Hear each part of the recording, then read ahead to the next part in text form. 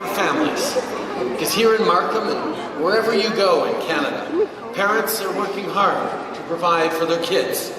They wake up early, stay late, sometimes even work more than one job.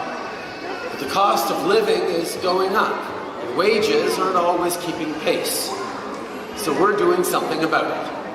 2 years ago, we introduced the Canada Child Benefit, a system that reflects the realities parents are facing. It didn't seem right to us that under the old system, millionaires were getting checks that, quite frankly, they didn't need, while other families were struggling to get by. And today's changes will help parents even more. A single mom earning $35,000 a year with a 3-year-old and a 6-year-old received more than $11,000 tax-free through the CCB for the 2017 and 2018 benefit period. Today, she'll see that benefit go up by nearly $600. It is because we were to index the CCB 2 years early, because our economy is doing so well. Putting more money in the pockets of families every month means putting more kids in dance lessons and in warm winter boots. We promised to index the CCB to inflation. I'm proud that we delivered 2 years earlier than expected, because we have seen the kind of growth that has come through our economy from the hard work Canadians have been doing across the country, because of the confidence that comes with having a little extra money in your pockets every month to spend on your kids tax-free. We won't be raising taxes on Canadians. The Conservatives, for many years, kept boutique tax cuts that benefited Canadians, benefited the wealthiest Canadians, and hoped that that would help everyone. We changed their approach of helping the wealthy, partially by lowering taxes on the middle class and raising them on the wealthiest 1%, partially also by bringing in the Canada Child Benefit, where we stopped doing what the Conservatives did, which was sending child benefit checks to millionaire families, and we said, no, let's give that money to the families who actually need it, and indeed, let's give more money to the families who actually need it. And we did that, and it made a huge difference over the past 2 years.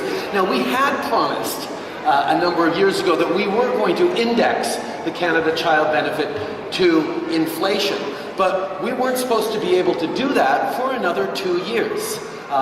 We felt that the economic growth was going to take us that long to be able to afford that. Well, the good news we're announcing today, and as of today, those checks will start arriving in the bank accounts of 9 out of 10 Canadian families. We are indexing it to inflation and increasing it today because the economy is growing so well, because Canadians have done so well in creating new jobs, in creating investment, in creating a positive climate for economic growth. So we're very, very excited about that, and that's what is at the heart of this government's approach of supporting the middle class, of supporting small businesses, and keeping taxes low for ordinary Canadians.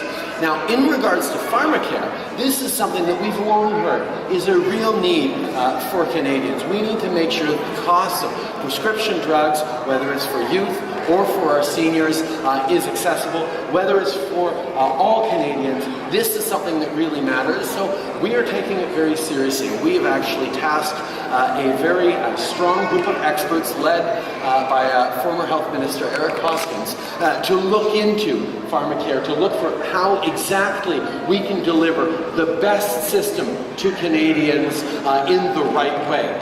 So any speculation about what that's going to look like or how much that's going to cost is simply irresponsible at this particular point. We are going to stay focused on delivering to Canadians and to their families the benefits they need while keeping taxes low and benefits high. That's what this government has been all about, and that's what we will continue to be all about. Hi, Prime Minister. I'm Brian Guo. Also named a cabinet minister for seniors. Philomena Tassi, who's a Hamilton area MP, is going to make an extraordinary minister for seniors to continue on the very strong work that we have already done. One of the first things we did is we reversed Stephen Harper's changes that raised the age of retirement from 65 to 67. Well, we brought it back to 65 because we think we need to be supporting our seniors. On top of that, we increased the guaranteed income supplement for our most vulnerable single seniors by almost $1,000 a year. That is making a huge difference in the quality of life of so many of our seniors who need that respect and that support. On top of that, we've strengthened the Canada Pension Plan for future generations by expanding it and increasing it. We have moved forward on landmark investments in housing, in home care, which Jane Philpott led when she was health minister, to make sure that our seniors have good quality of life and can be properly supported at home if they so choose with their families. We have consistently made the kinds of investments in our seniors that we need to do, and we are going to continue to do that, because recognizing and valuing the contributions our seniors have made to creating these extraordinary communities we have right now is at the heart of what we're continuing to do for our seniors, for our young people, indeed for all Canadians.